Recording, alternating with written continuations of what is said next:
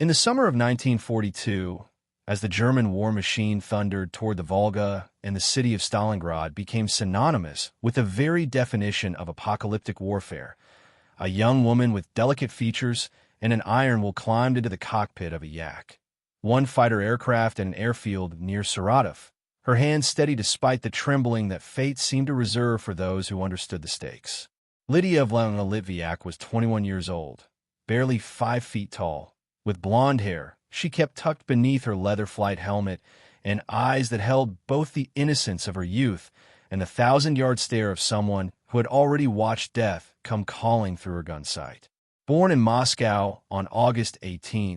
1921, to a Jewish family, Lydia had fallen in love with aviation at 14 when she joined an aero club, spending every spare ruble on flying lessons until she became an instructor herself, logging hundreds of hours in the air before the war ever touched Soviet soil. When Operation Barbarossa shattered the peace of June 1941, she attempted to join a military aviation unit immediately, but was rejected. The Soviet Air Force, not yet desperate enough to overlook regulations that barred women from combat roles, despite the ancient prejudices that assumed the cockpit was no place for female hands. Undeterred, she and a handful of other women pilots, including her close friend Katia Budanova, persisted in their applications until Marina Raskova, the celebrated navigator and hero of the Soviet Union, intervened with Stalin himself, convincing the Supreme Commander that women could serve their motherland as warriors of the sky. In October 1941, 3 all-female aviation regiments were formed, and Lydia found herself assigned to the 586 Fighter Aviation Regiment, the first and only all-female fighter unit in history, where she would train on the Yakovlev Yak-1, a nimble but temperamental aircraft that demanded respect and rewarded skill with survival. The early months of 1942 were spent in exhausting training near Engels, the women mastering formation flying, gunnery, and the brutal mathematics of aerial combat, while enduring the skepticism of male instructors and the mechanical failures that claimed several of their sisters before they ever faced the Luftwaffe. Lydia distinguished herself immediately with her aggressive flying style, attacking targets with a ferocity that belied her slight frame, earning the nickname White Lily of Stalingrad, both for her fair complexion and the white rose of York she painted on her fuselage, a small defiance of beauty in an arena of industrial slaughter.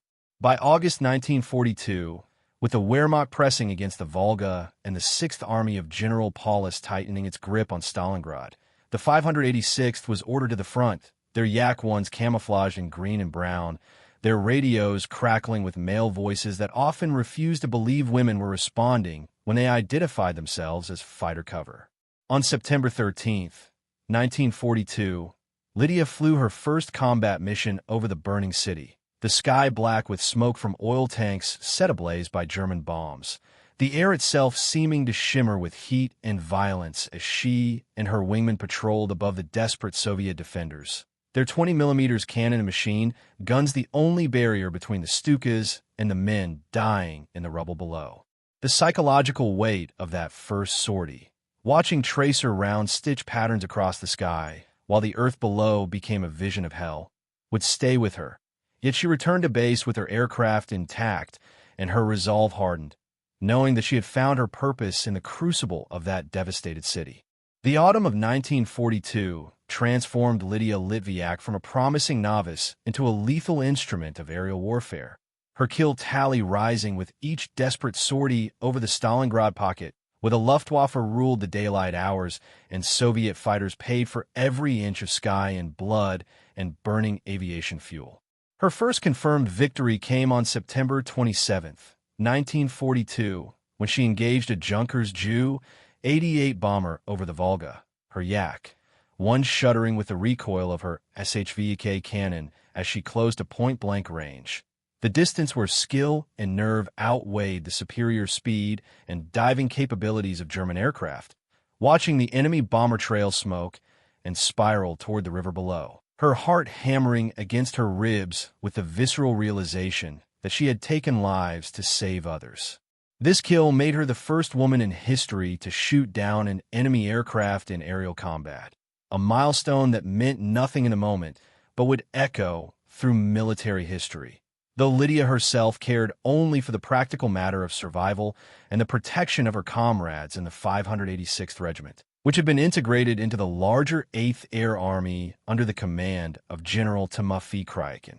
By October, she had added a Messerschmitt Bf 109 to her record, the feared German fighter that outclassed her Yak, won in nearly every performance metric except turning radius, forcing her to rely on the Soviet tactical doctrine of horizontal maneuver combat rather than the vertical diving attacks favored by German aces like Marseille and Rahl. The 586th operated from makeshift airfields near Tsabenko and Verkhnaya Oktyabrya, the runways little more than packed earth that turned to mud in autumn rains. The living conditions primitive with tents for quarters and irregular supplies of fuel and ammunition that sometimes grounded the regiment when the fighting was most desperate. Lydia developed a reputation for aggressive leadership, often volunteering for the most dangerous missions, including free hunts deep into German-controlled airspace where the odds of encountering enemy fighters multiplied with every kilometer east of the front lines. Her squadron commander, Tamara Kazarnova,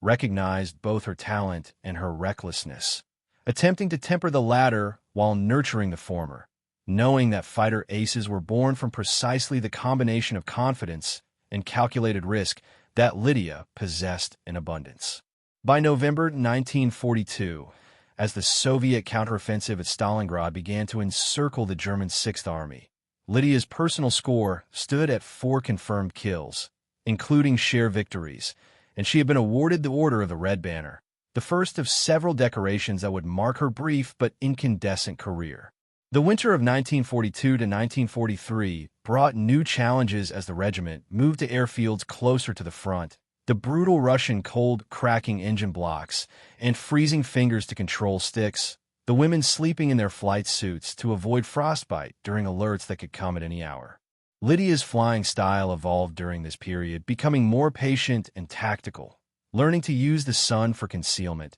to attack with the advantage of altitude, and to break off engagements when the odds turned against her, lessons written in the wreckage of less fortunate pilots. She also formed a close bond with Alexei Solomatin, a male ace from the 296th Fighter Regiment, who flew alongside the women of the 586th during joint operations, their relationship developing in the stolen moments between missions, a romance conducted in the shadow of mortality that lent both sweetness and urgency to their brief encounters on the ground. In January 1943, as the last German resistance in Stalingrad collapsed and the Sixth Army surrendered, Lydia and her regiment were already transitioning to new battlefields west of the city, the tide of war turning, but the air combat growing no less deadly as the Luftwaffe fought with desperate skill to cover the retreat of German ground forces across the frozen steppe.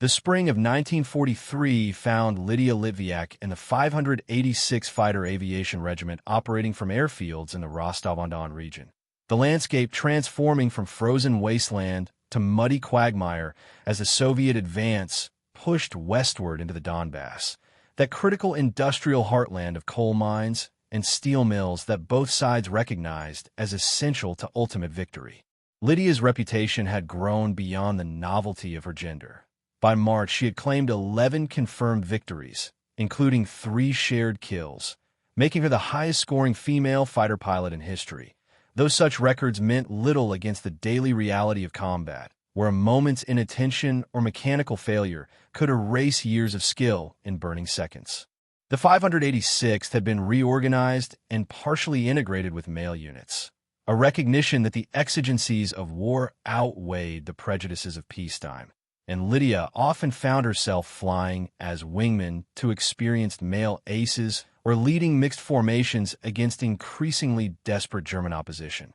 Her Yak 1 had been replaced by the improved Yak 1B model, featuring better armor protection, a more reliable engine, and enhanced armament that gave her a fighting chance against the latest variants of the Bf 109G that now opposed her, aircraft flown by pilots who knew they were defending a shrinking perimeter and fought with the ferocity of cornered animals. The Donbas offensive that began in August 1943 represented the Soviet attempt to exploit the victory at Kursk, and Lydia threw herself into the operation with characteristic intensity, flying multiple sorties daily against German bomber formations targeting the Soviet advance. Her white lily insignia, now recognized by both sides as a mark of particular danger. On August 1, 1943, she claimed her 12th and 13th victories, shooting down a Junkers Ju-88 and a Messerschmitt Bf 109 during a single patrol. The latter kill particularly satisfying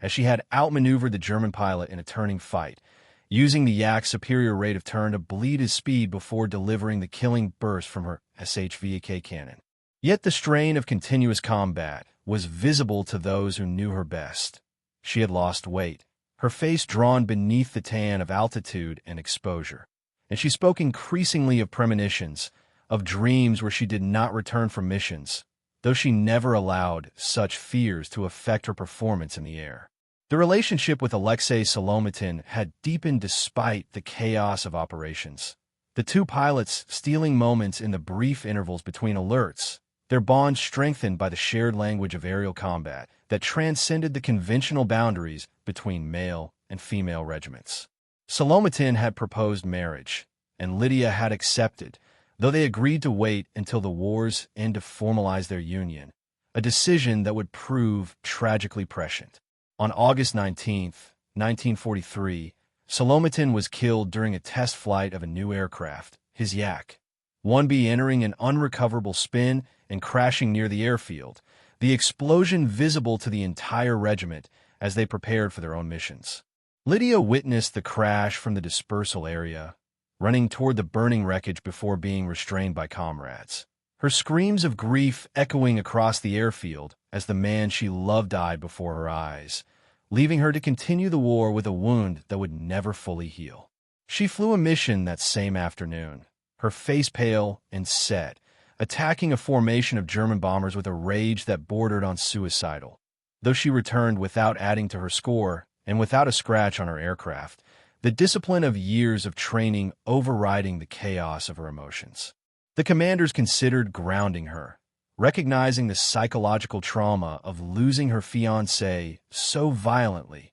But Lydia refused, insisting that she could only honor Solomatin's memory by continuing to fight, and her record in the days that followed suggested that she had channeled her grief into even greater determination to strike at the enemy. The final chapter of Lydia Litvyak's war began on the morning of August 21, 1943, when she took off from the airfield at Krasnyi Luch in the Donbas region, her Yak 1B loaded with ammunition and fuel for a mission that would take her deep into contested airspace above the mining town of Anthracite, where German bombers were targeting Soviet troop concentrations with relentless precision. She was flying as part of a four-ship formation led by Captain Ivan Borisenko, an experienced pilot who had flown with Lydia before and respected her skills despite his initial skepticism about women in combat. Their mission to intercept a reported formation of Junkers Ju-87 Stukas and their escorting Messerschmitt fighters. The weather was typical of Ukrainian late summer, hazy with heat and humidity that reduced visibility and made engine performance sluggish, the kind of conditions that favored the methodical German pilots with their superior instruments and radio discipline over the more improvisational Soviet approach. Borisenko's flight climbed to 6,000 meters, circling above the front lines while ground control attempted to vector them toward the enemy, the radio crackling with static and the tension of young voices speaking in the clipped military Russian that had become the lingua franca of survival. Lydia was flying as wingman to Borisenko, her position on his right side and slightly aft, the standard protective formation that allowed the leader to concentrate on navigation and attack while the wingman scanned for threats from above and behind, a responsibility she had executed hundreds of times without error. The German formation appeared at 10:45 hours, 16 Ju-87s in stepped echelon with a top cover of 8 Bf 109s circling above them like watchful hawks. The Stukas beginning their dive-bombing runs on Soviet positions below while the fighters maintained altitude to intercept any Soviet response. Borisenko led the attack in a shallow dive, intending to hit the bombers before they released their payloads, but the German top cover spotted the Soviet fighters and rolled into intercepting turns. The Bf-109s using their superior dive speed to gain position for firing passes. Lydia saw the danger immediately, breaking formation to engage a pair of 109s that were closing on Borisenko's tail, her Yak.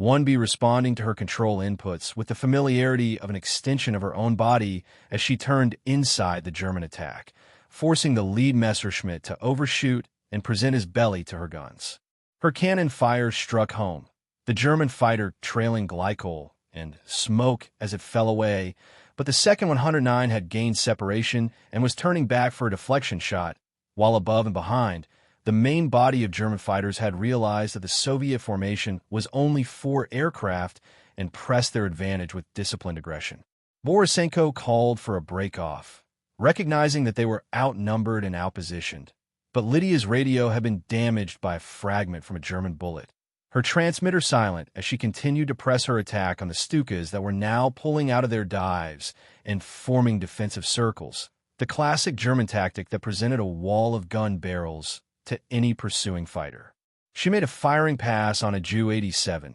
seeing strikes on the wing root and engine cowling, but her aggressive pursuit carried her too far into the German formation, and as she pulled up to regain altitude, a Bf-109G, 6 piloted by a seasoned German ace, closed from her blind spot above and behind, his 20mm cannon and 13mm machine guns stitching a pattern of death across her Yak's fuselage and cockpit. The aircraft shuddered and yawed, hydraulic fluid spraying across her windscreen. The engine coughing smoke and flame as Lydia fought for control, her left leg numb from a wound she had not yet registered. The world narrowing to the instruments and the desperate attempt to bring her damaged aircraft back to Soviet lines. She nearly succeeded, nursing the dying Yak toward the east, but a second German fighter found her as she crossed the front lines at low altitude, his final burst striking the engine and setting the fuel tank ablaze, the aircraft becoming a torch that she rode down from 800 meters. Her last conscious act the attempt to level the wings before the ground rushed up to meet her. The Yak-1B struck the earth near the village of Dmitrievka, approximately 30 kilometers behind German lines in what was then the contested Donbas region, the impact crumpling the fuselage and scattering debris across a field of sunflowers that had been flattened by artillery fire, the burning wreckage marking Lydia Litvyak's final position with a column of black smoke visible to both armies. German troops reached the crash site within hours, finding the body of a female pilot in the twisted cockpit, her flight suit charred, her hands still gripping the control stick in the attitude of a pilot fighting to the last, her identity papers destroyed by fire, but her features preserved enough to confirm that this was indeed a woman, a discovery that caused considerable confusion among the soldiers who had been told that Soviet women did not serve as combat pilots. The Germans buried her where she fell, marking the grave with a simple wooden cross that bore no name, her body joining the countless anonymous dead of that brutal summer while the war rolled on westward and the 586th Fighter Aviation Regiment, now depleted and grief-stricken, continued to fight without their most celebrated ace. The Soviet command listed Lydia as missing in action, a classification that denied her family the closure of confirmed death and prevented the award of the hero of the Soviet Union that her record deserved, her 11 solo victories and 3 shared kills making her the highest-scoring female fighter pilot in history, a title she retains to this day. For decades, her fate remained uncertain, the subject of speculation and hopeful rumors that she had survived, been captured, or escaped to the partisans, while her mother and sister lived with the agony of not knowing. The Soviet system offering no answers and little comfort to the families of those who disappeared in the chaos of war. The truth began to emerge only in 1979, when a group of schoolchildren on a historical expedition discovered the crash site and remains, the location matching eyewitness accounts from elderly villagers who remembered the burning aircraft and the German burial party. Forensic examination confirmed that the skeleton was female, the height and bone structure consistent with Lydia's slight frame, and the discovery of her identification bracelet, miraculously preserved in the soil, provided definitive proof that the white lily of Stalingrad had indeed fallen on that August day in 1943. In 1990, Mikhail Gorbachev posthumously awarded Lydia Litvyak the title Hero of the Soviet Union. The ceremony attended by surviving veterans of the 586th Regiment, their aged faces streaming with tears as they remembered the blonde girl who had flown beside them through the fire skies above Stalingrad and the Donbas, who had loved and lost and fought with a ferocity that transcended gender and expectation. Her final confirmed victory count stands at 12 solo kills and 3 shared, though some historians argue for higher numbers lost in the incomplete records of wartime. Her combat career, spanning exactly 1 year from that first terrifying sortie over burning Stalingrad to her death in the Ukrainian sunflowers. The yak, one she flew, the regiment she served, and the battles she fought have passed into history. But Lydia Litvyak endures as a symbol of courage and determination, proof that the human spirit could soar even in the darkest times. Her white lily emblem, now reproduced on monuments and museum displays from Moscow to her native city, reminding generations that heroism knows no gender and that the sky, finally and forever, belonged to all who had the skill and will to claim it.